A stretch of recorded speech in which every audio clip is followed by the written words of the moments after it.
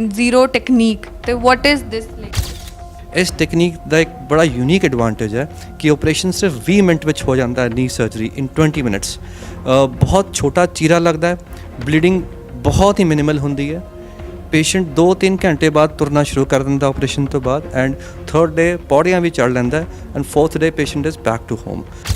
ਕਿੱਦਾਂ ਦੇ ਰਿਜ਼ਲਟਸ ਦੇਖਣ ਨੂੰ ਮਿਲੇ ਹੈ ਇਹ ਟੈਕਨੀਕ ਯੂਜ਼ ਕਰਨ ਤੋਂ ਬਾਅਦ? ਦਿਸ ਟੈਕਨੀਕ ਇਜ਼ ਜਸਟ ਮਾਰਵਲਸ, ਇਹਦਾ ਕੋਈ ਮੈਚ ਹੀ ਨਹੀਂ ਹੈ। ਮਤਲਬ ਹੁਣ ਤੱਕ ਇਸ ਟੈਕਨੀਕ ਨਾਲ ਮੋਰ ਦੈਨ 1 ਲੱਖ ਸਰਜਰੀਜ਼ ਹੋ ਚੁੱਕੀਆਂ ਨੇ।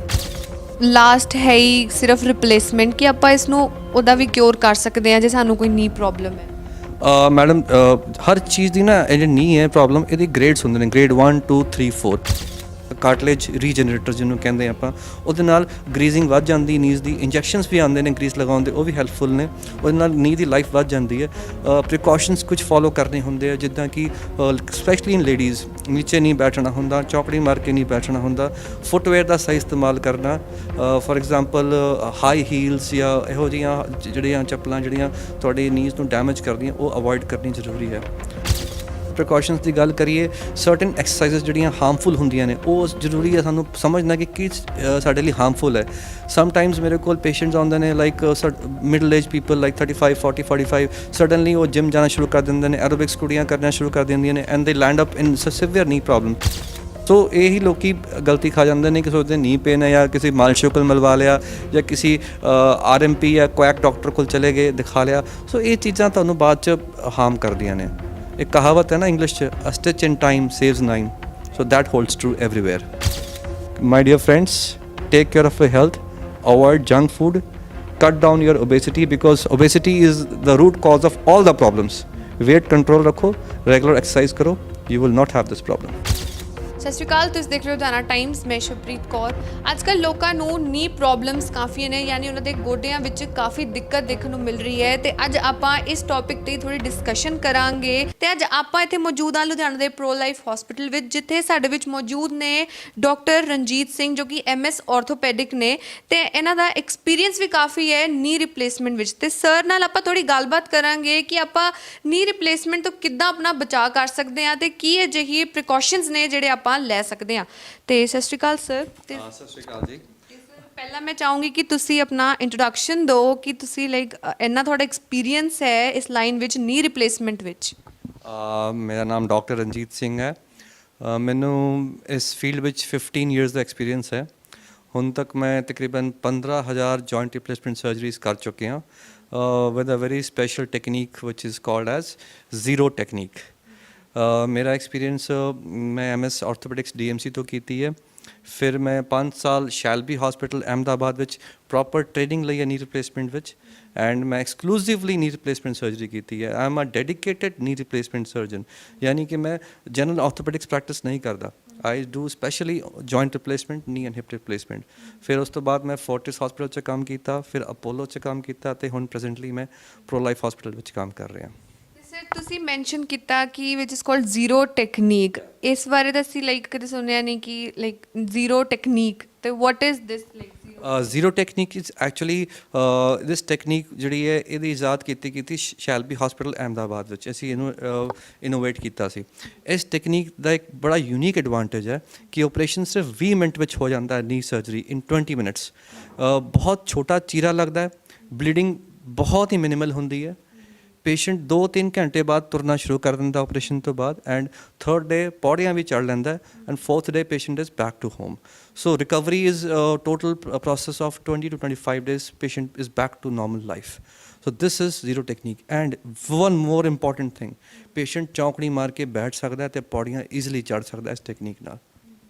ਤੇ ਸਰ ਜਿਹੜੀ ਇਹ ਟੈਕਨੀਕ ਹੈ ਇਹ ਲਾਈਕ ਤੁਸੀਂ ਦੱਸਿਆ ਕਿ ਜਿਵੇਂ ਅਹਿਮਦਾਬਾਦ ਵਿੱਚ ਇਸ ਦੀ ਸਟਾਰਟਿੰਗ ਹੋਈ ਸੀ, ਤੇ ਹੋਰ ਪੰਜਾਬ ਜਾਂ ਹੋਰ ਕਿਤੇ ਤੁਹਾਨੂੰ ਇਹ ਟੈਕਨੀਕ ਦੇਖਣ ਨੂੰ ਮਿਲੀ ਹੈ ਲਾਈਕ ਇਹਨਾਂ 15 ਇਅਰਸ ਦੇ ਐਕਸਪੀਰੀਅੰਸ ਵਿੱਚ? ਨੋ, ਇਹ ਟੈਕਨੀਕ ਸ਼ੈਲਬੀ ਹਸਪੀਟਲ ਅਹਿਮਦਾਬਾਦ ਵਿੱਚ ਇਨੋਵੇਟ ਕੀਤੀ ਸੀ। ਤੇ ਜਿਹੜੇ ਸਰਜਨਸ ਸ਼ੈਲਬੀ ਹਸਪੀਟਲ ਤੋਂ ਟ੍ਰੇਨਡ ਨੇ, ਉਹ ਇਸ ਟੈਕਨੀਕ ਦਾ ਇਸਤੇਮਾਲ ਕਰਦੇ ਹੈ, and I am lucky to be one of them. ਤੁਹਾਨੂੰ ਕਿੱਦਾਂ ਦੇ ਰਿਜ਼ਲਟਸ ਦੇਖਣ ਨੂੰ ਮਿਲੇ ਹੈ ਇਹ ਟੈਕਨੀਕ ਯੂਜ਼ ਕਰਨ ਤੋਂ ਬਾਅਦ? ਦਿਸ ਟੈਕਨੀਕ ਇਜ਼ ਜਸਟ ਮਾਰਵਲਸ, ਇਹਦਾ ਕੋਈ ਮੈਚ ਹੀ ਨਹੀਂ ਹੈ। ਮਤਲਬ ਹੁਣ ਤੱਕ ਇਸ ਟੈਕਨੀਕ ਨਾਲ ਮੋਰ ਦੈਨ 1 ਲੱਖ ਸਰਜਰੀਜ਼ ਹੋ ਚੁੱਕੀਆਂ ਨੇ। ਤੇ ਇਹਦੇ ਵਿੱਚ ਅਰਾਊਂਡ ਮੇਰਾ ਵੀ ਕਾਫੀ ਵੱਡਾ ਕੰਟਰੀਬਿਊਸ਼ਨ ਹੈ, ਐਟਲੀਸਟ 5 to 10,000 ਸਰਜਰੀਜ਼ ਮੈਂ ਟੈਕਨੀਕ ਨਾਲ ਕੀਤੀ ਨੇ, ਤੇ ਟੋਟਲ ਹੁਣ ਤੱਕ ਮੈਂ 15,000 ਕਰ ਚੁੱਕਿਆ ਸਰਜਰੀਜ਼। ਸੋ ਇਸ ਟੈਕਨੀਕ ਦਾ ਮੈਚ ਬਾਕੀ ਟੈਕਨੀਕ ਨਾਲੋਂ ਹੈ ਹੀ ਨਹੀਂ। ਇਵਨ ਲੋਕੀ ਅੱਜ ਕੱਲ੍ਹ ਜਿਹੜੀ ਰੋਬੋਟਿਕ ਟੈਕਨੀਕ ਨੂੰ ਜਿਹੜਾ ਪ੍ਰੋਪੋਗੇਟ ਕਰਦੇ ਨੇ, ਰੋਬੋਟਿਕ ਟੈਕਨੀਕ ਜਿਹੜੀ ਹੈ ਬਹੁਤ ਸਟੱਡੀਜ਼ ਹੋਈਆਂ ਪਿੱਛੇ ਕਾਫੀ ਇੰਟਰਨੈਸ਼ਨਲ ਲੈਵਲ ਤੇ ਸਟੱਡੀਜ਼ ਦੇ ਰਿਜ਼ਲਟਸ ਜਿਹੜੇ ਆਏ ਨੇ ਉਹਨਾਂ ਵਿੱਚ ਕਲੀਅਰਲੀ ਸ਼ੋ ਕੀਤਾ ਗਿਆ ਹੈ ਕਿ ਰੋਬੋਟਿਕ ਟੈਕਨੀਕ ਦਾ ਕੋਈ ਐਕਸਟਰਾ ਐਡਵਾਂਟੇਜ ਨਹੀਂ ਹੈ ਇਸ ਨਾਰਮਲ ਜਿਹੜੀ ਮੈਨੂਅਲ ਟੈਕਨੀਕ ਨਾਲ। ਰੋਬੋਟਿਕ ਟੈਕਨੀਕ ਦੇ ਦੋ ਮੇਜਰ ਪ੍ਰੋਬਲਮਸ ਨੇ। ਇਟ ਇਜ਼ ਐਕਸਪੈਂਸਿਵ, 1.5 ਲੱਖ ਰੁਪਈਆ ਵੱਧ ਲੱਗਦਾ ਹੈ ਆਪਰੇਸ਼ਨ ਦਾ ਨਾਰਮਲ ਟੈਕਨੀਕ ਨਾਲੋਂ, ਤੇ ਆਪਰੇਸ਼ਨ ਟਾਈਮ ਜਿਹੜਾ ਹੈ ਉਹ ਤਕਰੀਬਨ ਘੰਟਾ ਤੋਂ 1.5 ਘੰਟਾ ਲੱਗਦਾ ਹੈ, ਜਿਹਦੇ ਕਰਕੇ ਕੰਪਲਿਕੇਸ਼ਨ ਰੇਟ ਹਾਈ ਹੋ ਸਕਦਾ ਹੈ। So world wide they have clearly mentioned that robotic technique should not be used. ਹਜੇ ਵੀ ਇਹਦੀ ਕੋਈ ਕਲੀਅਰ ਕੱਟ ਐਡਵਾਂਟੇਜ ਨਹੀਂ ਮਿਲੀ ਹੈ। ਤੇ ਸਰ ਡੂ ਯੂ ਥਿੰਕ ਕਿ ਜਿਹੜੇ ਡਾਕਟਰਸ ਨੇ ਅੱਜ ਕੱਲ੍ਹ ਦੇ, ਜਾਂ ਜਿਹੜੇ ਪੰਜਾਬ ਦੇ ਆਪਾਂ ਜੇ ਬੇਸਿਕਲੀ ਗੱਲ ਕਰੀਏ ਤਾਂ ਆਰ ਦੇ ਅਵੇਅਰ ਇਸ ਬਾਰੇ, ਇਸ ਟੈਕਨੀਕ ਬਾਰੇ? People are getting aware more and more. ਲੋਕੀ ਗੂਗਲ ਸਰਚ ਕਰਦੇ ਨੇ, ਦੇ ਸਰਚ ਮਾਈ ਨੇਮ। ਅੱਜ ਵੀ ਮੈਨੂੰ ਬੜੀ ਖੁਸ਼ੀ ਹੁੰਦੀ ਕਿ people are really googling it. ਉਹ ਗੂਗਲ ਸਰਚ ਕਰਦੇ ਨੇ which is the best replacement surgeon, and ਜਦੋਂ ਮੇਰਾ ਨਾਮ ਪੜ੍ਹਦੇ ਨੇ, ਜਦੋਂ ਮੇਰੀ ਟੈਕਨੀਕ ਬਾਰੇ ਪੜ੍ਹਦੇ ਨੇ, ਉਹ ਮੈਨੂੰ ਪੁੱਛਦੇ ਨੇ, and when I tell them ਕਿ ਆ ਟੈਕਨੀਕ ਦੇ ਐਡਵਾਂਟੇਜਸ ਨੇ, they are more than happy and they are very willing to get operated by me. But sir ਜੇ ਡਾਕਟਰਸ ਦੀ ਆਪਾਂ ਗੱਲ ਕਰੀਏ, are they aware about this technique? Doctors are aware of this technique because it is the best technique in India being used, but they don't know how to use it because they have not been trained by this. They are not trained for this. So उन्होंने technique नहीं आती use करनी, because I again mentioned कि technique सिर्फ Shalby Hospital Ahmedabad में use की जाती सी, उत्थों ही मैं सीखी है, उत्थों ही innovate की गई है। So doctors who have been trained in Shalby Hospital उन्होंने technique आती, बाकी ਨੂੰ नहीं आती है। ਤੇ ਸਰ ਜਿਹੜੀ ਨੀ ਰਿਪਲੇਸਮੈਂਟ ਹੈ, ਇਸ ਦਾ ਲਾਈਕ ਲਾਸਟ ਹੈ ਹੀ ਸਿਰਫ ਰਿਪਲੇਸਮੈਂਟ, ਕਿ ਆਪਾਂ ਇਸ ਨੂੰ ਉਹਦਾ ਵੀ ਕਿਉਰ ਕਰ ਸਕਦੇ ਹਾਂ ਜੇ ਸਾਨੂੰ ਕੋਈ ਨੀ ਪ੍ਰੋਬਲਮ ਹੈ? ਮੈਡਮ ਹਰ ਚੀਜ਼ ਦੀ ਨਾ ਇਹ ਜਿਹੜੀ ਨੀ ਹੈ ਪ੍ਰੋਬਲਮ, ਇਹਦੇ ਗ੍ਰੇਡਸ ਹੁੰਦੇ ਨੇ, ਗ੍ਰੇਡ 1 2 3 4। 4th ਗ੍ਰੇਡ 'ਚ ਜਦੋਂ ਇਹ ਪ੍ਰੋਬਲਮ ਆਉਂਦੀ ਹੈ ਉਦੋਂ ਹੀ ਅਸੀਂ ਇਹਨੂੰ ਆਪਰੇਟ ਕਰਦੇ ਹਾਂ। ਗ੍ਰੇਡ 1 2 3 ਵਿੱਚ ਇਹਨੂੰ ਮੈਡੀਸਿਨਸ ਨਾਲ ਤੇ ਪ੍ਰੀਕਾਸ਼ਨਸ ਨਾਲ, ਐਕਸਰਸਾਈਜ਼ ਨਾਲ, by taking proper calcium supplementation, vitamin D supplementation, physiotherapy maintain ਕਰਕੇ ਅਸੀਂ ਇਸ ਪ੍ਰੋਬਲਮ ਤੋਂ ਗ੍ਰੇਡ 4 ਤੋਂ ਬਚ ਸਕਦੇ ਹਾਂ। ਸੋ ਦਿਸ ਇਜ਼ ਵੈਰੀ ਇੰਪੋਰਟੈਂਟ ਕਿ ਅਸੀਂ ਸਮਝੀਏ ਕਿ ਅਸੀਂ ਸਹੀ ਟਾਈਮ 'ਤੇ ਡਿਸੀਜਨ ਲਈਏ, ਡਾਕਟਰ ਨੂੰ ਕੰਸਲਟ ਕਰੀਏ। ਜੋ ਸਾਨੂੰ ਪ੍ਰੋਬਲਮ ਸ਼ੁਰੂ ਹੁੰਦੀ ਹੈ, ਨੀ ਪ੍ਰੋਬਲਮ ਸ਼ੁਰੂ ਹੁੰਦੀ ਜਾਂ ਸਾਨੂੰ ਪੌੜੀ ਚੜ੍ਹਨ 'ਚ ਤਕਲੀਫ ਆ ਰਹੀ ਹੈ, ਤਾਂ ਦੈਟ ਮੀਨਸ ਸਾਡੇ ਜੁਆਇੰਟਸ 'ਚ ਪ੍ਰੋਬਲਮ ਹੈ। We should consult the doctor immediately. ਅਤੇ ਉਹਦੇ ਬਾਅਦ ਸਾਨੂੰ ਡਾਕਟਰਸ ਜਿਹੜੇ ਨੇ ਸਹੀ ਗਾਈਡ ਕਰਨਗੇ ਤੁਹਾਨੂੰ ਕਿ ਕੀ ਤੁਸੀਂ ਮੈਡੀਸਿਨਸ ਲਓ। ਦੇਰ ਆਰ ਲੋਟ ਆਫ ਮੈਡੀਸਿਨਸ ਜਿਹੜੀਆਂ ਗਲੂਕੋਜ਼ਾਮਿਨ ਟਾਈਪ ਹੁੰਦੀਆਂ ਨੇ, ਜਿਹੜੀਆਂ ਗਰੀਸ ਬਣਾਉਂਦੀਆਂ, ਜਾਂ ਕਾਰਟਲੇਜ ਰੀਜਨਰੇਟਰ ਜਿਹਨੂੰ ਕਹਿੰਦੇ ਆਪਾਂ, ਉਹਦੇ ਨਾਲ ਗਰੀਜ਼ਿੰਗ ਵੱਧ ਜਾਂਦੀ ਨੀਜ਼ ਦੀ। ਇੰਜੈਕਸ਼ਨਸ ਵੀ ਆਉਂਦੇ ਨੇ ਗਰੀਸ ਲਗਾਉਣ ਦੇ, ਉਹ ਵੀ ਹੈਲਪਫੁਲ ਨੇ, ਉਹਦੇ ਨਾਲ ਨੀ ਦੀ ਲਾਈਫ ਵੱਧ ਜਾਂਦੀ ਹੈ। ਪ੍ਰੀਕਾਸ਼ਨਸ ਕੁਝ ਫੋਲੋ ਕਰਨੇ ਹੁੰਦੇ ਆ, ਜਿੱਦਾਂ ਕਿ ਸਪੈਸ਼ਲੀ ਇਨ ਲੇਡੀਜ਼, ਨੀਚੇ ਨਹੀਂ ਬੈਠਣਾ ਹੁੰਦਾ, ਚੌਕੜੀ ਮਾਰ ਕੇ ਨਹੀਂ ਬੈਠਣਾ ਹੁੰਦਾ, ਫੁੱਟਵੇਅਰ ਦਾ ਸਹੀ ਇਸਤੇਮਾਲ ਕਰਨਾ। ਫੋਰ ਐਗਜ਼ਾਮਪਲ ਹਾਈ ਹੀਲਸ ਜਾਂ ਇਹੋ ਜਿਹੀਆਂ ਜਿਹੜੀਆਂ ਚੱਪਲਾਂ ਜਿਹੜੀਆਂ ਤੁਹਾਡੇ ਨੀਜ਼ ਨੂੰ ਡੈਮੇਜ ਕਰਦੀਆਂ, ਉਹ ਅਵੋਇਡ ਕਰਨੀ ਜ਼ਰੂਰੀ ਹੈ। ਸੋ ਆਪਾਂ ਪ੍ਰੀਕਾਸ਼ਨਸ ਦੀ ਗੱਲ ਕਰੀਏ, ਸਰਟਨ ਐਕਸਰਸਾਈਜ਼ਸ ਜਿਹੜੀਆਂ ਹਾਰਮਫੁਲ ਹੁੰਦੀਆਂ ਨੇ, ਉਹ ਜ਼ਰੂਰੀ ਹੈ ਸਾਨੂੰ ਸਮਝਣਾ ਕਿ ਕੀ ਸਾਡੇ ਲਈ ਹਾਰਮਫੁਲ ਹੈ। ਸਮਟਾਈਮਸ ਮੇਰੇ ਕੋਲ ਪੇਸ਼ੈਂਟਸ ਆਉਂਦੇ ਨੇ like middle age people, like 35 40 45, suddenly ਉਹ ਜਿਮ ਜਾਣਾ ਸ਼ੁਰੂ ਕਰ ਦਿੰਦੇ ਨੇ, ਐਰੋਬਿਕਸ ਕੁੜੀਆਂ ਕਰਨਾ ਸ਼ੁਰੂ ਕਰ ਦਿੰਦੀਆਂ ਨੇ, and they land up in severe knee problem. So ਜਿਹੜੇ ਲੇਡੀਜ਼ ਜਾਂ ਜਿਹੜੇ man people who are not doing exercises regularly, ਉਹ ਇੱਕਦਮ ਆ ਕੇ ਹਾਈ ਇੰਟੈਂਸਿਟੀ ਐਕਸਰਸਾਈਜ਼ ਕਰਨਗੇ ਤਾਂ ਨੀ ਡੈਮੇਜ ਹੋਏਗਾ ਹੀ ਹੋਏਗਾ। ਸੋ ਦੇ ਹੈਵ ਟੂ ਅੰਡਰਸਟੈਂਡ ਕਿ ਬਾਡੀ ਨੂੰ ਹੌਲੀ ਹੌਲੀ ਕਰਕੇ ਹੈਬਿਟ ਆਪਾਂ ਨੂੰ ਉਹਨੂੰ ਟ੍ਰੇਨ ਕਰਨਾ ਹੁੰਦਾ ਹੈ। ਅਤੇ ਐਟ ਏਜ ਆਫ 40 45 ਤੁਸੀਂ ਅਗਰ ਐਰੋਬਿਕਸ ਕਦੀ ਨਹੀਂ ਕੀਤੀ ਪਹਿਲਾਂ, ਤੁਹਾਨੂੰ ਕਦੀ ਨਹੀਂ ਕਰਨੀ ਚਾਹੀਦੀ ਅੱਗੇ ਵੀ ਫਿਊਚਰ 'ਚ। ਤੁਸੀਂ ਸਿੰਪਲ ਵਾਕਿੰਗ ਕਰੋ, ਸਾਈਕਲਿੰਗ ਕਰੋ, if you can do swimming ਕਰੋ, ਇਹੋ ਜਿਹੀ ਐਕਸਰਸਾਈਜ਼ ਕਰੋ ਜਿਹਦੇ ਵਿੱਚ ਨੀ 'ਤੇ ਲੋਡ ਨਹੀਂ ਪੈਂਦਾ ਹੈ। ਪੌੜੀਆਂ ਕਈ ਸੋਚਦੇ ਨੇ ਕਿ ਪੌੜੀ ਚੜ੍ਹਾਂਗੇ ਤੁਹਾਡੇ ਗੋਡੇ ਸਹੀ ਰਹਿਣਗੇ, ਅਤੇ ਜੇ ਤੁਹਾਡੀ ਨੀ 'ਚ ਪ੍ਰੋਬਲਮ ਸ਼ੁਰੂ ਹੋ ਗਈ ਹੈ ਔਰ ਇਫ ਯੂ ਆਰ 40 45 ਪਲੱਸ, ਅਤੇ ਤੁਹਾਨੂੰ ਸਟੇਅਰਸ ਅਵੋਇਡ ਕਰਨੀ ਚਾਹੀਦੀਆਂ, ਬਿਕੋਜ਼ ਉਹਦੇ ਨਾਲ ਤੁਹਾਡੇ ਨੀ 'ਤੇ ਜ਼ੋਰ ਪੈਂਦਾ ਹੈ। ਐਂਡ ਮੋਰ ਓਵਰ ਜਿਹਨਾਂ ਦੇ ਪੌੜੀਆਂ ਦੇ ਸਟੈਪ ਉੱਚੇ ਨੇ, ਉਹਨਾਂ ਨੂੰ ਤਾਂ ਸਪੈਸ਼ਲੀ ਸਟੇਅਰਸ ਅਵੋਇਡ ਕਰਨੀ ਚਾਹੀਦੀ ਹੈ। ਐਟ ਅ ਸਟੈਂਡਰਡ 6 ਤੋਂ 7 ਇੰਚਸ ਦੀ ਪੌੜੀ ਜਿਹੜੀ ਉੱਚੀ ਹੁੰਦੀ ਹੈ, ਉਹ ਨੀ ਨੂੰ ਬਹੁਤ ਡੈਮੇਜ ਕਰਦੀ ਹੈ।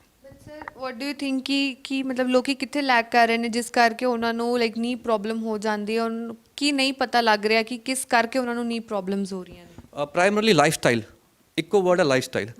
ਖਾਣਾ ਪੀਣਾ ਸਾਡਾ ਬਿਲਕੁਲ ਜੰਕ ਫੂਡ ਹੈ, ਜਿਹਦੇ ਨਾਲ weight gain ਬਹੁਤ ਜ਼ਿਆਦਾ ਹੋ ਰਿਹਾ। Obesity is a major problem. Number 2, people are too lazy, exercises ਨਹੀਂ ਕਰਦੇ, ਅਤੇ ਮਸਲਸ ਵੀਕ ਨੇ, ਬੋਨਸ ਵੀਕ ਹੈ। This is the main reason of having this problem. Sir according to you ਜਿਹੜੇ ਲਾਈਕ ਵਿੰਟਰਸ ਵਿੱਚ ਇਹ ਪ੍ਰੋਬਲਮ ਜ਼ਿਆਦਾ ਦੇਖਣ ਨੂੰ ਮਿਲਦੀ ਹੈ ਜਾਂ ਡਿਊਰਿੰਗ ਸਮਰਸ ਇਹ ਸਭ ਪ੍ਰੋਬਲਮਸ ਜ਼ਿਆਦਾ ਹੁੰਦੀਆਂ? ਪ੍ਰੋਬਲਮ ਤਾਂ ਇਹ ਪ੍ਰੋਬਲਮ ਐਸੀ ਨਹੀਂ ਹੈ ਕਿ ਇੱਕਦਮ ਆ ਗਈ, ਪ੍ਰੋਬਲਮ ਓਵਰ ਦਾ ਈਅਰਸ ਆਉਂਦੀ, ਬਟ ਯੈਸ ਵਿੰਟਰ 'ਚ ਤੁਹਾਨੂੰ ਪੇਨ ਜ਼ਿਆਦਾ ਮਹਿਸੂਸ ਹੁੰਦਾ ਬਿਕੋਜ਼ ਠੰਡ ਨਾਲ ਤੁਹਾਡੀ ਪੇਨਸ ਜਿਹੜੀਆਂ ਘੱਟ ਸੀਗੀਆਂ ਉਹ ਵੱਧ ਜਾਂਦੀਆਂ ਨੇ। So patients complain of pain more often in winters. But ਜਿਹੜੀ ਇਹ ਪ੍ਰੋਬਲਮ ਹੈ, ਜਿਹੜੀ ਡਿਜ਼ੀਜ਼ ਹੈ, ਉਹ ਇੱਕ ਸਲੋ ਪ੍ਰੋਸੈਸ ਹੈ, ਇਹ ਕਈ ਸਾਲਾਂ ਤੋਂ ਚੱਲਦੀ ਰਹਿੰਦੀ ਹੈ। ਤੇ ਸਰ ਲਾਈਕ ਜਿਵੇਂ ਤੁਸੀਂ ਦੱਸਿਆ ਕਿ ਲਾਈਕ ਸਟੇਅਰਸ ਚੜ੍ਹਨਾ ਜਾਂ ਲਾਈਕ ਪੇਨ ਹੁੰਦੀ ਹੈ ਮਹਿਸੂਸ, ਤੇ ਹੋਰ ਕੀ ਮਤਲਬ ਅਜਿਹੇ ਹੋ ਸਕਦਾ ਹੈ ਕਿ ਲਾਈਕ ਜਿਸ ਕਰਕੇ ਲੋਕਾਂ ਨੂੰ ਫੀਲ ਹੁੰਦਾ ਹੈ ਕਿ ਸਾਨੂੰ ਹੁਣ ਇੱਕ ਲਾਈਕ ਨੀ ਜਿਹੜੇ ਸਰਜਨ ਨੇ ਜਾਂ ਉਹਨਾਂ ਨੂੰ ਕੰਸਲਟ ਕਰਨਾ ਚਾਹੀਏ, ਡਾਕਟਰ ਨੂੰ ਕੰਸਲਟ ਕਰਨਾ ਚਾਹੀਦਾ ਹੈ ਕਿ ਸਾਡੀ ਨੀ ਵਿੱਚ ਪ੍ਰੋਬਲਮ ਆ ਰਹੀ ਹੈ? ਜਿਹੜੇ ਸਾਇੰਸ ਨੇ ਨੀ ਪ੍ਰੋਬਲਮ ਦੇ, ਫਸਟ ਹੈ ਕਿ ਤੁਹਾਨੂੰ ਨੀ 'ਚ ਪੇਨ ਹੋਏਗਾ, ਤੁਹਾਡੇ ਤੋਂ ਨੀਚੇ ਬੈਠ ਕੇ ਉੱਠਣ 'ਚ ਤਕਲੀਫ ਹੋਏਗੀ, ਪੌੜੀ ਚੜ੍ਹਨ 'ਚ ਤੁਹਾਨੂੰ ਸਪੋਰਟ ਲੈਣਾ ਪਏਗਾ। ਨੀ ਪੇਨ ਜਿਹੜੀ ਹੈ ਇੱਕ ਤਾਂ ਕਦੇ ਲਾਈਕ ਮਸਲ ਪੁੱਲ ਕਰਕੇ ਵੀ ਹੋ ਸਕਦੀ ਹੈ, ਇੱਕ ਨਾਰਮਲ ਨੀ ਪੇਨ। ਨਹੀਂ, ਨੀ ਪੇਨ ਜਿਹੜਾ ਹੈ ਜੁਆਇੰਟ ਪੇਨ ਹੈ। ਲੈਗ ਪੇਨ, ਥਾਈ ਪੇਨ ਜਾਂ ਲੈਗ ਪੇਨ ਜਿਹੜਾ ਹੁੰਦਾ ਹੈ, ਪਿੰਨੀਆਂ ਦਾ ਪੇਨ ਜਾਂ thigh pain, that is muscle pain. But ਜਦੋਂ knee pain, that means a joint ਦਾ ਪੇਨ ਹੈ। Knee pain can never be a muscle pain. So ਇਹੀ ਲੋਕੀ ਗਲਤੀ ਖਾ ਜਾਂਦੇ ਨੇ ਕਿ ਸੋਚਦੇ ਨੀ ਪੇਨ ਹੈ ਜਾਂ ਕਿਸੇ ਮਾਲਸ਼ੋਂ ਕੋਲ ਮਿਲਵਾ ਲਿਆ ਜਾਂ ਕਿਸੇ RMP ਜਾਂ ਕੁਐਕ ਡਾਕਟਰ ਕੋਲ ਚਲੇ ਗਏ, ਦਿਖਾ ਲਿਆ। ਸੋ ਇਹ ਚੀਜ਼ਾਂ ਤੁਹਾਨੂੰ ਬਾਅਦ 'ਚ ਹਾਰਮ ਕਰਦੀਆਂ ਨੇ। ਇੱਕ ਕਹਾਵਤ ਹੈ ਨਾ ਇੰਗਲਿਸ਼ 'ਚ, a stitch in time saves 9। So that holds true everywhere. ਕਿਉਂਕਿ ਲਾਈਕ ਕਿੰਨੇ ਵਾਰ ਅੱਜ ਕੱਲ੍ਹ ਲੋਕਾਂ ਦਾ ਮਾਈਂਡ ਜਿਹੜਾ ਕਿ ਮਿਲਵਾ ਲਾਂਗੇ ਤਾਂ ਉਹ ਚੀਜ਼ ਠੀਕ ਹੋ ਜਾਏਗੀ, ਲਾਈਕ ਰਾਦਰ ਦੈਨ ਡਾਕਟਰਸ ਕੋਲ ਜਾਣ ਲਈ, ਕਿ ਡਾਕਟਰਸ ਨੇ ਤਾਂ ਕਹਿਣਾ ਨੀ ਰਿਪਲੇਸਮੈਂਟ ਹੋ ਜਾਏਗੀ। ਨਹੀਂ, ਇਹ ਗਲਤ ਗੱਲ ਹੈ। ਹਰ ਡਾਕਟਰ ਤੁਹਾਨੂੰ ਨੀ ਰਿਪਲੇਸਮੈਂਟ ਨਹੀਂ ਕਹੇਗਾ। ਜੇ ਤੁਸੀਂ ਮੈਂ ਜਿਵੇਂ ਪਹਿਲਾਂ ਵੀ ਮੈਂਸ਼ਨ ਕੀਤਾ ਸੀ, ਜੇ ਤੁਹਾਡੀ ਸਟੇਜ ਆਫ ਨੀ ਪ੍ਰੋਬਲਮ ਇਜ਼ ਸਟੇਜ 2 ਔਰ ਸਟੇਜ 3, ਤੁਹਾਡਾ ਈਜ਼ਲੀ ਮੈਡੀਸਿਨਸ ਨਾਲ, ਫਿਜ਼ੀਓਥੈਰੇਪੀ ਨਾਲ ਐਂਡ ਪ੍ਰੀਕਾਸ਼ਨਸ ਨਾਲ ਇਹ ਪ੍ਰੋਬਲਮ ਨੂੰ ਮੈਨੇਜ ਕੀਤਾ ਜਾ ਸਕਦਾ ਹੈ। ਅਨਲੈਸ ਤੁਹਾਡੀ ਸਟੇਜ 4 ਹੈ ਜਾਂ ਤੁਹਾਡੀ ਲੱਤਾਂ ਵਿੰਗੀਆਂ ਹੋ ਗਈਆਂ, ਬਿਲਕੁਲ ਟੇਢੇ ਹੋ ਗਏ ਨੇ, ਬੰਦੇ ਦੀ ਲੱਤਾਂ ਜੁਆਇੰਟ ਬਿਲਕੁਲ ਡਿਫਾਰਮ ਹੋ ਗਿਆ, ਉਦੋਂ ਹੀ ਅਸੀਂ ਆਪਰੇਟ ਲਈ ਕਹਿੰਦੇ ਹਾਂ। ਤੇ ਸਰ ਬੇਸਿਕ ਰੀਜ਼ਨਸ ਤੁਸੀਂ ਦੱਸੇ ਕਿ ਓਬੈਸਿਟੀ ਹੋ ਸਕਦੀ ਹੈ ਜਾਂ ਲਾਈਫ ਸਟਾਈਲ ਹੋ ਸਕਦਾ ਹੈ, ਹੋਰ ਕੋਈ ਬੇਸਿਕ ਰੀਜ਼ਨਸ ਤੁਸੀਂ ਐਡ ਕਰਨਾ ਚਾਹੋਗੇ? ਬੇਸਿਕ ਰੀਜ਼ਨਸ ਤਾਂ ਇਹੀ ਰਹਿਣਗੇ, ਓਬੇਸਿਟੀ ਹੈ, ਲਾਈਫ ਸਟਾਈਲ ਚੇਂਜਸ। ਬਟ ਕਈਆਂ ਨੂੰ ਅਗਰ ਹੋਰ ਰੀਜ਼ਨਸ ਹੁੰਦੇ ਨੇ, ਕਈਆਂ ਦੀ ਫੈਮਿਲੀ ਹਿਸਟਰੀ ਹੁੰਦੀ ਹੈ, ਉਹਨਾਂ ਨੂੰ ਪ੍ਰੋਬਲਮ ਇਹ ਜਲਦੀ ਆ ਜਾਂਦੀ ਹੈ, ਜਾਂ ਕਿਸੇ ਨੂੰ ਕੋਈ ਉਸ ਜੁਆਇੰਟ ਵਿੱਚ ਇੰਜਰੀ ਹੋਈ ਹੋਏ ਬਚਪਨ 'ਚ, ਤੇ ਉਹ ਜਿਹੜਾ ਜੁਆਇੰਟ ਹੈ ਜਲਦੀ ਖਰਾਬ ਹੋ ਜਾਂਦਾ ਹੈ। ਪ੍ਰਾਇਮਰੀਲੀ ਰੀਜ਼ਨਸ ਇਹੀ ਨੇ ਜੁਆਇੰਟ ਦੇ। ਤੇ ਸਰ ਕਿਹੜੀ ਏਜ ਗਰੁੱਪ ਵਿੱਚ ਇਹ ਪ੍ਰੋਬਲਮ ਜ਼ਿਆਦਾ ਦੇਖਣ ਨੂੰ ਮਿਲਦੀ ਹੈ? ਏਜ ਗਰੁੱਪ ਜ਼ਿਆਦਾ ਤਾਂ ਦੇਖੋ it is above 60 plus, but again ਇਹ ਕੋਈ ਕ੍ਰਾਈਟੀਰੀਆ ਨਹੀਂ ਹੁੰਦਾ ਏਜ ਦਾ ਕਿ ਬਈ ਏਜ ਤੁਹਾਡੀ 60 ਸਾਲ ਤੋਂ ਬਾਅਦ ਹੈ ਤਾਂ ਹੀ ਤੁਸੀਂ ਆਪਰੇਸ਼ਨ ਕਰਾਉਣਾ ਚਾਹੀਦਾ, ਜਾਂ ਤੁਹਾਡੀ ਏਜ ਜ਼ਿਆਦਾ ਹੋ ਗਈ ਹੈ 80 ਪਲੱਸ ਜਾਂ 90 ਪਲੱਸ ਹੋ ਗਈ, ਅਸੀਂ ਆਪਰੇਸ਼ਨ ਨਹੀਂ ਕਰਾ ਸਕਦੇ, ਐਸਾ ਕੁਝ ਨਹੀਂ ਹੈਗਾ। ਮੈਂ ਆਪਣੇ ਕਰੀਅਰ ਵਿੱਚ 30 ਸਾਲ ਦੀ ਲੇਡੀ ਦਾ ਆਪਰੇਟ ਵੀ ਕੀਤਾ ਹੋਇਆ, ਇੱਕ 90 ਸਾਲ ਦੇ ਮੇਲ ਦਾ ਵੀ ਆਪਰੇਟ ਕੀਤਾ ਹੋਇਆ। Nothing is that 30 year lady ਜਿਹੜੀ ਆਈ ਸੀ ਮੇਰੇ ਕੋਲ, ਸ਼ੀ ਵਾਜ਼ ਔਨ ਅ ਵੀਲ ਚੇਅਰ। ਉਹ ਵੀਲ ਚੇਅਰ 'ਤੇ ਆਈ ਸੀ, ਉਹਦਾ ਬੇਟਾ ਸੀ 2-3 ਸਾਲ ਦਾ ਛੋਟਾ। ਆਈ ਵਾਜ਼ ਸੀਇੰਗ ਹਰ ਕਿ ਉਹ ਰੋ ਰਹੀ ਸੀ ਕਿ ਮੇਰੀ ਲਾਈਫ ਖਰਾਬ ਹੋ ਗਈ ਹੈ, ਲਾਈਫ ਐਂਡ ਹੋ ਗਈ ਹੈ, ਮੈਂ 3 ਸਾਲ ਦੇ ਬੇਟੇ ਨੂੰ ਕਿਵੇਂ ਪਾਲਾਂਗੀ, ਮੇਰੀ ਤਾਂ ਪ੍ਰੋਬਲਮ ਹੀ ਬੜੀ ਜ਼ਿਆਦਾ ਹੈ। ਸੋ ਉਹਨੇ ਕਈ ਡਾਕਟਰਾਂ ਨੂੰ ਦਿਖਾਇਆ, ਐਵਰੀਵਨ ਸੈਡ ਕਿ ਤੁਹਾਡਾ ਗੋਡਾ ਖਰਾਬ ਹੋ ਗਿਆ, ਬਟ ਤੁਸੀਂ 30 ਈਅਰਸ ਦੇ ਹੋ, ਅਸੀਂ ਤੁਹਾਡਾ ਆਪਰੇਟ ਨਹੀਂ ਕਰ ਸਕਦੇ ਹਾਂ। ਤੋ ਮੇਰੇ ਕੋਲ ਲੇਡੀ ਆਈ ਸੈਡ ਕਿ ਤੁਸੀਂ ਬਿਲਕੁਲ ਟੈਨਸ਼ਨ ਨਾ ਲਓ, I will do a surgery, ਤੁਹਾਡਾ ਇੰਪਲਾਂਟ ਦੀ ਲਾਈਫ 40 ਈਅਰਸ ਹੋਏਗੀ, ਜਿਹੜਾ ਇੰਪਲਾਂਟ ਮੈਂ ਪਾਵਾਂਗਾ। ਤੁਸੀਂ 30 ਈਅਰਸ ਦੇ ਹੋ, you will live 70 years with this implant. ਜੇ ਲੋੜ ਪਏਗੀ ਮੈਂ ਤੁਹਾਡਾ ਦੁਬਾਰਾ ਨੀ ਰਿਪਲੇਸਮੈਂਟ ਕਰ ਦਾਂਗਾ, ਜੇ ਮੈਂ ਨਹੀਂ ਹੋਇਆ ਤਾਂ ਕੋਈ ਹੋਰ ਕਰ ਦੇਗਾ। 40 ਈਅਰਸ ਬਹੁਤ ਲੰਬਾ ਟਾਈਮ ਹੈ। So at least I have given her 40 years of happy life and she is so happy now, she is walking, she is driving her car, ਉਹਦੀ ਲਾਈਫ ਹੀ ਚੇਂਜ ਹੋ ਗਈ ਹੈ। ਤੇ ਸਰ ਜਿਵੇਂ ਤੁਸੀਂ ਦੱਸਿਆ ਇੰਪਲਾਂਟ ਦਾ 40 ਇਅਰਸ ਦਾ, ਤੇ ਇੰਪਲਾਂਟ ਦੀ ਵੀ ਕੋਈ ਲਾਈਕ ਟਾਈਮ ਲਿਮਿਟ ਹੁੰਦੀ ਹੈ ਕਿ ਉਸ ਤੋਂ ਬਾਅਦ ਦੁਬਾਰਾ ਕਰਾਉਣਾ ਪੈਂਦਾ ਹੈ? ਇੰਪਲਾਂਟ ਦੀ ਨਾਰਮਲ ਇੰਪਲਾਂਟ ਦੀ ਲਾਈਫ ਹੁੰਦੀ 20 ਤੋਂ 25 ਸਾਲ।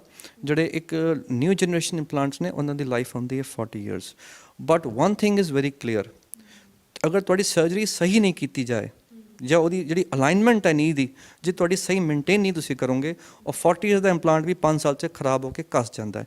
ਜਿਵੇਂ ਆਪਾਂ ਟਾਇਰ ਨਵੇਂ ਲੈਂਦੇ ਹਾਂ, ਭਾਵੇਂ ਅਸੀਂ ਟਾਇਰ ਟੌਪ ਬ੍ਰਾਂਡ ਮਿਸ਼ਲਿਨ ਦਾ ਜਾਂ ਬ੍ਰਿਸਟੋਨ ਦੇ ਲੈ ਲਈਏ, ਜਿਹਦੀ ਅਲਾਈਨਮੈਂਟ ਪ੍ਰੋਪਰ ਸਹੀ ਨਹੀਂ ਹੋਏਗੀ ਤਾਂ ਉਹ 5000 ਕਿਲੋਮੀਟਰ ਬਾਅਦ ਵੀ ਉਹ ਘਸ ਜਾਂਦਾ ਹੈ। ਸਿਮਿਲਰਲੀ ਜੇ ਤੁਹਾਡਾ ਨੀ ਇੰਪਲਾਂਟ, ਤੁਸੀਂ 40 ਈਅਰਸ ਦਾ ਬੈਸਟ ਇੰਪਲਾਂਟ ਵੀ ਪਾਇਆ, ਤੁਹਾਡੀ ਅਲਾਈਨਮੈਂਟ ਸਹੀ ਤੁਸੀਂ ਮੇਨਟੇਨ ਨਹੀਂ ਕੀਤੀ ਸਰਜਰੀ ਦੇ ਦੌਰਾਨ, ਉਹ 5 ਸਾਲ 'ਚ ਜੁਆਇੰਟ ਘਸ ਜਾਏਗਾ। ਐਂਡ ਇੱਕ ਹੋਰ ਕੰਸੈਪਸ਼ਨ ਲੋਕਾਂ ਦੇ ਮਨ 'ਚ ਮਿਸਕਨਸੈਪਸ਼ਨ ਹੈਗਾ ਕਿ ਚੌਂਕੜੀ ਮਾਰਨ ਵਾਲਾ ਇੰਪਲਾਂਟ ਕਿਹੜਾ, ਮੇਰੇ ਕੋਲ ਪੇਸ਼ੈਂਟ ਅਕਸਰ ਪੁੱਛਦੇ ਨੇ। This is a wrong thing.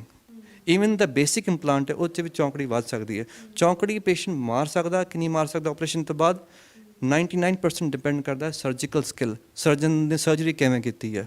1% depend ਕਰਦਾ ਇੰਪਲਾਂਟ 'ਤੇ। ਸੋ ਮੇਰੇ ਦੋਸਤਾਂ ਨਾਲ, ਆਪਣੇ ਪੇਸ਼ੈਂਟ ਨਾਲ ਇਹ ਅਪੀਲ ਹੈ ਕਿ ਪਲੀਜ਼ ਇਹ ਨਾ ਸੋਚੋ ਕਿ ਤੁਸੀਂ ਇੰਪਲਾਂਟ ਅਗਰ ਵਧੀਆ ਪਵਾਓਗੇ ਤਾਂ ਹੀ ਚੌਂਕੜੀ ਵੱਜੇਗੀ। ਨਾਰਮਲ ਇੰਪਲਾਂਟ ਨਾਲ ਵੀ ਚੌਂਕੜੀ ਵੱਧ ਜਾਂਦੀ ਹੈ, ਸਰਜਨ ਵਧੀਆ ਹੋਣਾ ਚਾਹੀਦਾ ਬਸ। ਤੇ ਇਸ ਦੇ ਸਰ ਨਾਰਮਲ ਜਿਹੜਾ ਆਪਰੇਸ਼ਨ ਹੁੰਦਾ ਹੈ ਉਸ ਤੋਂ ਲਾਈਕ ਚਾਰजेस ਵਿੱਚ ਕੀ ਡਿਫਰੈਂਸ ਹੈ? ਨਹੀਂ ਸਰਜੀਕਲ ਚਾਰਜਸ ਸਾਡੇ ਸੇਮ ਨੇ। ਜਿਹੜੀ ਮੈਂ ਟੈਕਨੀਕ ਯੂਜ਼ ਕਰਦਾ ਜ਼ੀਰੋ ਟੈਕਨੀਕ, ਉਹਦੇ ਚਾਰਜਸ ਬਿਲਕੁਲ ਸੇਮ ਨੇ ਨਾਰਮਲ ਟੈਕਨੀਕ ਨਾਲ। ਹਾਲਾਂਕਿ ਆਪਰੇਸ਼ਨ ਬਹੁਤ ਮੈਂ ਜਲਦੀ ਕਰ ਦੇਣਾ, 20 ਮਿੰਟ 'ਚ ਕਰ ਦੇਣਾ, ਸੋ ਕੋਈ ਇਸ਼ੂ ਹੀ ਨਹੀਂ ਹੈਗਾ। ਜਿਹੜਾ ਡਿਫਰੈਂਸ ਆਫ ਪੈਕੇਜ ਹੁੰਦਾ ਹੈ ਆਪਣੇ ਸਰਜਰੀ ਦਾ, ਉਹ ਇੰਪਲਾਂਟ ਦੀ ਕਾਸਟ 'ਤੇ ਜ਼ਿਆਦਾ ਡਿਪੈਂਡ ਕਰਦਾ ਕਿ ਇੰਪਲਾਂਟ 2-3 ਟਾਈਪ ਦੇ ਹੁੰਦੇ ਨੇ, ਉਹਦੀ ਕਾਸਟ ਵੇਰੀ ਕਰਦੀ ਹੈ, ਤਾਂ ਉਹਦੇ ਅਕੋਰਡਿੰਗਲੀ ਉਹਦਾ ਪ੍ਰਾਈਸ ਸਰਜਰੀ ਦਾ ਵੱਧ ਜਾਂਦਾ ਹੈ। ਤੇ ਸਰ ਯੰਗਸਟਰਸ ਵਿੱਚ ਇਹ ਪ੍ਰੋਬਲਮ ਤੁਹਾਨੂੰ ਦੇਖਣ ਨੂੰ ਮਿਲਦੀ ਹੈ ਕਿ ਯੰਗਸਟਰਸ ਨੂੰ ਲਾਈਕ ਨੀ ਪ੍ਰੋਬਲਮਸ ਆ ਰਹੀਆਂ ਨੇ? ਯੈਸ, ਹੁਣ ਜਿਹੜਾ ਅੱਜ ਤੋਂ ਮੈਂ 5-7 ਸਾਲ ਪਹਿਲਾਂ ਮੈਨੂੰ ਪੇਸ਼ੈਂਟ ਜ਼ਿਆਦਾ ਮੇਰੇ 70-80% ਪੇਸ਼ੈਂਟਸ ਹੁੰਦੇ ਸੀਗੇ 60+, ਪਰ ਹੁਣ ਮੈਨੂੰ ਜਿਹੜੇ ਆ ਮੇਰੇ ਜਿਹੜੇ 50 to 60 ਵਾਲੀ ਬ੍ਰੈਕਟ ਹੈ ਪੇਸ਼ੈਂਟ ਦੀ, 50% ਪੇਸ਼ੈਂਟਸ ਉਹ ਵਾਲੇ ਹੈਗੇ ਨੇ, ਤੇ 50% ਪੇਸ਼ੈਂਟ ਮੇਰੇ 60 ਈਅਰਸ ਤੋਂ ਪਲੱਸ ਨੇ। So definitely I am seeing that change in the trend. Younger patients ਹੁਣ ਮੇਰੇ ਕੋਲ ਆ ਰਹੇ ਨੇ। 50 ਵਾਲੇ ਆਮ ਪੇਸ਼ੈਂਟ ਮੈंने ਦੇਖੇ ਜਿਹੜੇ ਮੈਂ ਆਪਰੇਟ ਕਰਦਾ ਪਿਆ, 50, 45, ਇਟ ਇਜ਼ ਵੈਰੀ ਕਾਮਨ। ਤੇ ਹਾਲ ਹੀ ਮੈਂ ਇੱਕ ਪੇਸ਼ੈਂਟ ਆਪਰੇਟ ਕੀਤਾ 90 ਈਅਰਸ ਦਾ। He was a strong man, military man, ਇੱਥੋਂ ਦੇ ਸੀਗੇ ਕੁਮਾਰ ਮੰਡੀ ਦੇ, ਉਹਨਾਂ ਦਾ ਮੈਂ ਆਪਰੇਟ ਕੀਤਾ। ਹੀ ਵਾਜ਼ ਵੈਰੀ ਵਿਲਿੰਗ ਕਿ ਮੈਂ ਠੀਕ ਹੋਣਾ, ਉਹਨਾਂ 'ਤੇ ਬਹੁਤ strong will power C, and I did surgery for both knees. He was 90 years and in 3 weeks time he is back to normal life। ਤੇ sir like I am talking about ਕਿ basic ਜਿਹੜੇ youngsters ਨੇ like ਜਿਹੜੇ 20 to 30 years ਦੇ ਵਿੱਚ ਨੇ, ਜਾਂ like after like 20 ਦੇ ਨੇੜੇ ਤੇੜੇ ਨੇ, ਉਹਨਾਂ ਵਿੱਚ ਵੀ ਇੱਦਾਂ ਦੀ ਪ੍ਰੋਬਲਮਸ ਆਉਂਦੀਆਂ ਨੇ? ਨਹੀਂ, ਉਹਨਾਂ ਵਿੱਚ ਨਹੀਂ ਪ੍ਰੋਬਲਮ। 20-30 ਇਅਰਸ 'ਚ ਪ੍ਰੋਬਲਮ ਨਹੀਂ ਆਉਂਦੀ ਅਨਲੈਸ ਤੁਹਾਡੇ ਕੋਈ ਜੁਆਇੰਟ ਵਿੱਚ ਇੰਜਰੀ ਨਾ ਹੋਏ। ਉਹਨਾਂ ਦੀ ਪ੍ਰੋਬਲਮ ਜਿਹੜੀ ਅਰਲੀ ਸਟਾਰਟ ਹੁੰਦੀ ਉਹ 35 ਤੋਂ 40 ਸਾਲ ਵਿੱਚ ਸਟਾਰਟ ਹੁੰਦੀ ਹੈ। 35 to 40 ਇਅਰਸ ਤੱਕ ਪ੍ਰੋਬਲਮ ਤੁਹਾਡੀ ਇਨੀਸ਼ੀਏਟ ਹੋ ਗਈ ਹੈ, ਮਤਲਬ ਤੁਸੀਂ 50 ਇਅਰਸ ਤੋਂ ਸਰਜਰੀ ਵੇਲੇ ਮਤਲਬ ਤੁਹਾਨੂੰ ਲੋਡ ਪੈ ਸਕਦੀ ਹੈ, which is a very young age. Patients ਜਿਹੜੇ ਪਹਿਲਾਂ ਹੁੰਦੇ ਸੀ 60 ਸਾਲ 65 ਸਾਲ ਤੋਂ ਬਾਅਦ ਹੁੰਦੇ ਸੀ, ਹੁਣ ਉਹ ਜਿਹੜਾ 60-65 ਵਾਲਾ ਜਿਹੜਾ ਹੈਗਾ ਫੈਕਟਰ ਉਹਦਾ 50 ਤੇ ਆ ਗਿਆ। ਜੇ ਇਹ ਟ੍ਰੈਂਡ ਇੱਦਾਂ ਹੀ ਚੱਲਦਾ ਰਿਹਾ ਤੇ ਨੈਕਸਟ 10 ਇਅਰਸ 'ਚ ਉਹ ਟ੍ਰੈਂਡ 45-40 ਤੱਕ ਵੀ ਆ ਸਕਦਾ ਹੈ। So which is a very bad thing. So we younger generation should take care of our body, of our joints, so that ਸਾਨੂੰ ਇਸ ਪ੍ਰੋਬਲਮ ਤੋਂ ਅਸੀਂ ਇਸ ਪ੍ਰੋਬਲਮ ਨੂੰ ਅਵੋਇਡ ਕਰ ਸਕੀਏ। ਤੇ ਹੁਣ ਸਰ ਤੁਸੀਂ ਇੱਕ ਮੈਸੇਜ ਕੀ ਦੇਣਾ ਚਾਹੋਗੇ, ਤੇ ਕੀ ਬੇਸਿਕ ਸਪਲੀਮੈਂਟਸ ਜਾਂ ਬੇਸਿਕ ਡਾਈਟ ਸਾਨੂੰ ਆਪਣੀ ਹੁਣ ਨਾਰਮਲ ਲਾਈਫ ਸਟਾਈਲ ਵਿੱਚ ਐਡ ਕਰਨੀ ਚਾਹੀਦੀ ਹੈ? Look, I am totally against medicines. मैं medicines prescribe नहीं करना चाहता। I refrain from using medicines. मैं ਇੱਕੋ ਹੀ ਮੈਂ ਅਪੀਲ ਹੈ ਮੇਰੇ ਲੋਕਾਂ ਨਾਲ, ਮੇਰੇ ਦੋਸਤਾਂ ਨਾਲ, my dear friends, take care of your health, avoid junk food, cut down your obesity because obesity is the root cause of all the problems. Weight control ਰੱਖੋ, regular exercise ਕਰੋ, you will not have this problem. Thank you. ਤਾਂ ਇਹ ਸੀਗੇ doctor Ranjit Singh, ਜਿਨ੍ਹਾਂ ਨੇ ਸਾਨੂੰ ਦੱਸਿਆ ਕਿ ਜ਼ਰੂਰੀ ਨਹੀਂ ਕਿ ਅਸੀਂ ਨੀ ਰਿਪਲੇਸਮੈਂਟ ਹੀ ਕਰਵਾਉਣੀ ਹੈ ਜਾਂ ਕੋਈ ਵੀ ਟੈਕਨੀਕ ਹੋਵੇ ਭਾਵੇਂ, ਪਰ ਆਪਾਂ ਜ਼ਰੂਰੀ ਨਹੀਂ ਕਿ ਰਿਪਲੇਸਮੈਂਟ ਹੀ ਕਰਵਾਉਣੀ ਹੈ। ਜੇ ਆਪਾਂ ਨੂੰ ਆਪਣੀ ਪ੍ਰੋਬਲਮ ਨੂੰ ਅਸੀਂ ਫਰਸਟ, ਸੈਕਿੰਡ, ਥਰਡ ਗ੍ਰੇਡ ਵਿੱਚ ਹੀ ਉਸ ਨੂੰ ਆਪਣੇ ਡਾਕਟਰ ਨਾਲ ਕੰਸਲਟ ਕਰ ਲਾਂਗੇ ਤਾਂ ਆਪਾਂ ਆਪਣਾ ਬਚਾਅ ਕਰ ਸਕਦੇ ਹਾਂ ਤੇ ਮੈਡੀਕੇਸ਼ਨਸ ਤੇ ਫਿਜ਼ੀਓਥੈਰੇਪੀ ਨਾਲ ਠੀਕ ਹੋ ਸਕਦੇ ਹਾਂ। ਪਰ ਸਾਨੂੰ ਆਪਣੇ ਲਾਈਫ ਸਟਾਈਲ ਤੇ ਆਪਣੀ ਡਾਈਟ ਵਿੱਚ ਹੁਣ ਬੇਸਿਕ ਚੀਜ਼ਾਂ ਜਿਹੜੀਆਂ ਨੇ ਉਹਨਾਂ ਨੂੰ ਐਡ ਕਰਨ ਦੀ ਜ਼ਰੂਰਤ ਹੈ, ਤੇ ਜੰਕ ਫੂਡ ਨੂੰ ਅਵੋਇਡ ਕਰਨ ਦੀ ਜ਼ਰੂਰਤ ਹੈ, ਤੇ ਆਪਣਾ ਲਾਈਫ ਸਟਾਈਲ ਥੋੜ੍ਹਾ ਚੇਂਜ ਕਰਨ ਦੀ ਲੋੜ ਹੈ। ਤੇ ਜੇ ਤੁਹਾਨੂੰ ਵੀ ਕੋਈ ਨੀ ਪ੍ਰੋਬਲਮ ਨਹੀਂ ਤਾਂ ਤੁਸੀਂ ਵੀ ਇਹਨਾਂ ਨੂੰ ਆ ਕੇ ਕੰਸਲਟ ਕਰ ਸਕਦੇ ਹੋ। Sir is having experience of around 15 years, ਤੇ ਜਿਸ ਵਿੱਚ ਉਹਨਾਂ ਨੇ ਡਿਫਰੈਂਟ ਟੈਕਨੀਕ ਜਿਹੜੀ ਉਹਨਾਂ ਨੇ ਦੱਸੀ ਹੈ ਕਿ ਉਸ ਵਿੱਚ ਉਸ ਦੇ ਨਾਲ ਤੁਹਾਡੀ ਨੀ ਪ੍ਰੋਬਲਮ ਜਿਹੜੀ ਹੈ ਉਸ ਦਾ ਹੱਲ ਹੋ ਸਕਦਾ ਹੈ, ਤੇ ਕਾਫੀ ਆਰਾਮ ਨਾਲ ਤੁਸੀਂ ਆਪਣੇ ਗੋਡਿਆਂ ਸਿਰ 'ਤੇ ਮਤਲਬ ਤੁਰ ਫਿਰ ਸਕਦੇ ਹੋ ਤੇ ਚੰਗੀ ਤਰ੍ਹਾਂ ਆਪਣੀ ਲਾਈਫ ਜਿਹੜੀ ਹੈ ਉਸ ਨੂੰ ਬਤੀਤ ਕਰ ਸਕਦੇ ਹੋ। ਤਾਂ ਹੋਰ ਵਧੇਰੇ ਅਪਡੇਟਸ ਲਈ ਸਾਡੇ ਨਾਲ ਜੁੜੇ ਰਹੋ। ਮੈਂ ਸ਼ੁਭਪ੍ਰੀਤ ਕੌਰ, ਕੈਮਰਾਮੈਨ ਰਣਬੀਰ ਦੇ ਨਾਲ, ਲੁਧਿਆਣਾ ਟਾਈਮ।